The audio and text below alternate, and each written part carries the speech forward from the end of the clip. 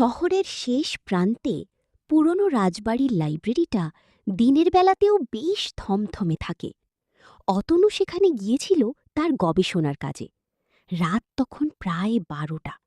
হঠাৎ লাইব্রেরির কোণ থেকে একটা খসখসে শব্দ এলো। অতনু দেখল লাইব্রেরির সব আলো একে একে নিভে যাচ্ছে। বাতাসের ঝাপটায় জানলাগুলি সশব্দে বন্ধ হয়ে গেল। মোমবাতির অস্পষ্ট আলোয় সে দেখল আলমারির ওপর থেকে একটা পুরনো ডায়েরি নিজে থেকেই নিচে পড়ে গেল। পাতাগুলো নিজে নিজেই উল্টে যাচ্ছে, আর ঠিক সেই সময় ঘরের তাপমাত্রা হিমাঙ্কের নিচে নেমে গেল। অতনু দেখল তার সামনে একটা আবছা অবয়ব দাঁড়িয়ে আছে, যার পা দুটো মাটির ওপর নেই। অতনু যখন ভয় পাথর হয়ে দাঁড়িয়ে, তখন সেই ছায়াটি ফিসফিস করে বলে উঠল, বইটা কি ফেরত দিতে এসেছ?